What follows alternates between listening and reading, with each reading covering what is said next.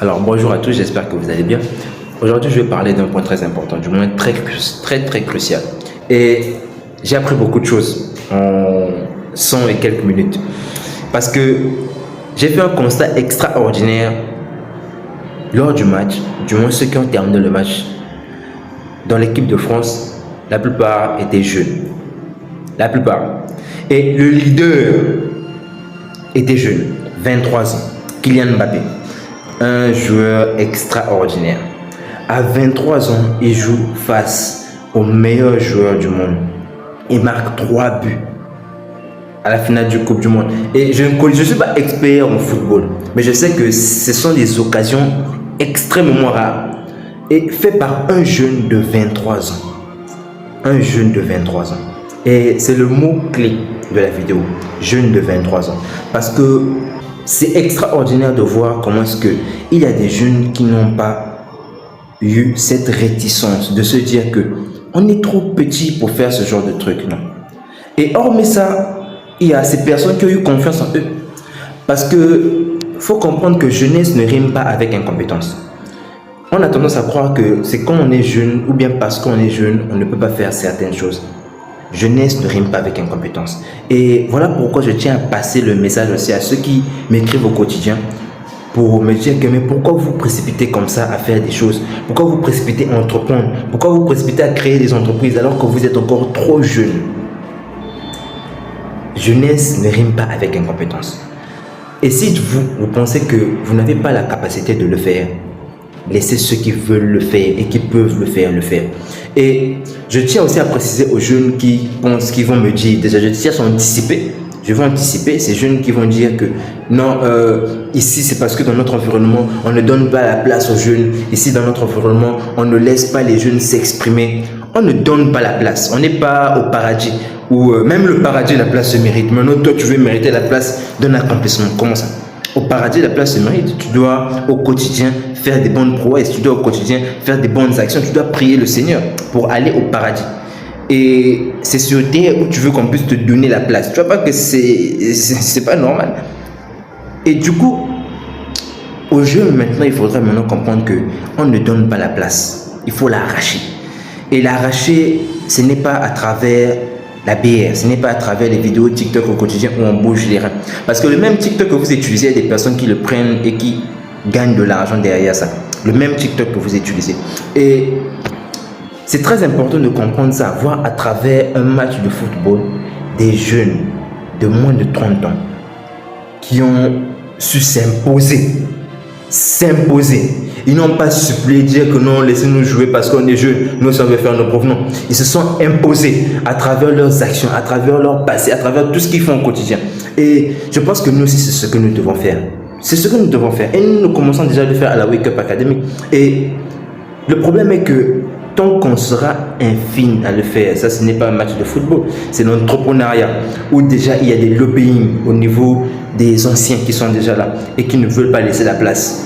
Il faudrait que nous aussi en tant que jeunes, nous formons notre bloc solide, formons un lobbying où nous allons permettre à d'autres jeunes aussi de créer leurs produits, de créer leurs services, de mettre sur pied leur activité afin qu'ils peuvent permettre à d'autres jeunes d'être embauchés pour ceux qui ne veulent pas être entrepreneurs.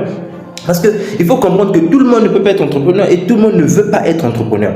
Et maintenant, donner la chance à ceux qui veulent avoir un emploi, à ceux qui veulent vraiment externaliser leurs compétences, à ceux qui veulent faire exploser leur savoir-faire, leur donner la possibilité de le faire à travers ce courage-là. À travers ce courage. Et personne ne va le faire pour nous. Personne. Personne ne va le faire pour nous. En tant que jeunes, nous devons comprendre que si un jeune homme comme Kylian Mbappé, 23 ans, en fait c'est historique, à 23 ans, il fait des prouesses extraordinaires. Il ne se dit pas que je suis trop petit pour faire ça. Il ne se dit pas que je suis trop jeune pour faire ça. Il ne se dit pas ça. Et dans son environnement, les gens le respectent.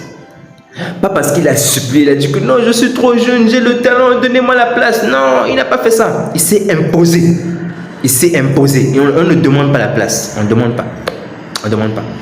Si tu vas demander la place, on aura pitié de toi et on va te laisser quelques temps et on va te mépriser. Ça s'arrache. Et pour l'arracher, c'est à travers des actions. On ne fait pas beaucoup de bruit pour rien. Non. Ça sert absolument à rien. Et c'est ça en fait le problème. Et j'aimerais même prendre exemple pour moi qui ai joué au basket. J'ai joué au basket pendant près de 4 ans. Et je faisais partie des plus jeunes. Je faisais partie des plus jeunes de mon équipe. Et ce qui se passait, c'est que, en tout cas, je ne faisais pas partie des plus polaires. J'avais une compétence extraordinaire. Je savais jouer, tu vois. Donc, et du coup, on me laissait jamais le temps de jeu qu'il fallait. Jamais. Honnêtement, jamais. Jusqu'au jour où, même quand on me laissait le temps de jeu, qu'est-ce que je faisais? Je prenais le ballon, je faisais des passes, je ne voulais pas prendre beaucoup de risques. Je me disais que, si je prends, si je rate, on va me blâmer si... Donc, j'étais dans une frustration extraordinaire, au point où je me disais que, comme je suis petit, il ne faut pas que je puisse trop me montrer, il ne faut pas que je puisse trop externaliser ce que je sais faire, non. Que je me couvre derrière les grands, que je fasse au moins des passes, que eux ils marquent et le reste c'est bon. Et puis un jour, je me suis dit non, trop c'est trop. À l'extérieur, il y a ce qu'on appelle les playgrounds où on joue dans la rue. Et dans les matchs officiels, il y avait une différence extraordinaire. Et dans les playgrounds, les matchs de rue, on me dit mais toi tu joues comme ça, mais lors des matchs officiels, tu ne fais rien pour eux. Et j'ai dit que non, je suis trop jeune, je suis trop petit et les vieux ne veulent pas que je puisse beaucoup jouer. Non. Jusqu'au jour où j'ai décidé que je prenne le ballon. Je vais marquer si je vais marquer, je vais rater, je vais rater. En fait, jamais me tuer. C'est un match de football, c'est un match de basketball. Personne n'est mort parce qu'il a raté un panier. Non, non. Et ce qui m'a permis aussi de consolider ce mental-là et me dire, transfuser ce mental-là dans le monde entrepreneurial où je me dis que j'ai la légitimité de faire cette vidéo, appeler d'autres jeunes à passer à l'action. J'ai la légitimité. Pourquoi? Parce que au quotidien avec les autres, on est en train de bouger. Au quotidien avec les autres, on est en train de chercher à poser des actions qui vont permettre aussi à d'autres jeunes, eux aussi, de montrer ce qu'ils valent. Parce que si on ne le fait pas, personne ne le fera pour nous. Personne, il n'y a pas un président qui va venir qui va dire que, bon, où sont les jeunes talentueux là? Venez un peu, on va vous montrer comment vous devez faire. Où sont les jeunes talentueux? Venez, on va vous donner le financement pour le faire. Mbappé, 23 ans. 23 ans. Qui est consolé par le président de la République. À 23 ans. À 23 ans, en fait, j'aime pas trop dire ça, mais il faut quand même le dire. À 23 ans, dans notre environnement, il y a des personnes qui se considèrent comme des bébés. À 23 ans, dans notre environnement, il y a des personnes qui trouvent très primordial de louer la voiture pour aller niquer d'autres personnes dans d'autres écoles. À 23 ans, il y a des personnes qui trouvent ça très important de prendre le champagne renversé durant toute la nuit, alors qu'ils n'ont aucune source de revenus. À 23 ans, il y a des personnes qui, au lieu même de se soucier du fait qu'ils n'ont pas encore les compétences qu'il faut pour gagner de l'argent ou soit pour être plus valeureux dans notre société, ce qui les importe le plus, c'est de tourner les fesses sur TikTok, c'est de tourner les reins sur TikTok, être drôle au quotidien. Mais je ne connais aucun pays qui s'est développé par l'humour. Je ne connais aucun. Je ne connais aucun. Parce que même le Marrakech du rire n'a pas été financé par des humoristes. Ce sont des personnes qui ont l'argent, qui ont entrepris, qui ont vendu des produits et des services et qui ont financé ça. Donc, ne me prenez pas des exemples tordus. Ça ne sert absolument à rien. Parce qu'il y aura toujours un contre-exemple par rapport à ce que vous allez dire qui va chercher encore à consoler votre immaturité, à consoler votre incompétence, à consoler votre inconscience. Et nous devons comprendre ça, les gars. Franchement, c'est phénoménal.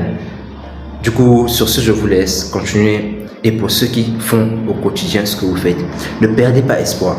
Ne perdez pas espoir. Parce que moi, l'un de mes plus grands rêves, c'est que le Congo soit reconnu à l'échelle internationale par rapport aux activités entrepreneuriales qu'il va mener. Ça, c'est l'un de mes plus grands rêves. Et que on puisse nous citer, on puisse parler de toutes ces personnes au quotidien qui se battent pour que les choses changent.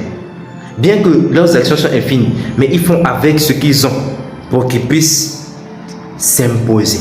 On ne demande pas la place, personne ne va vous donner. Ciao.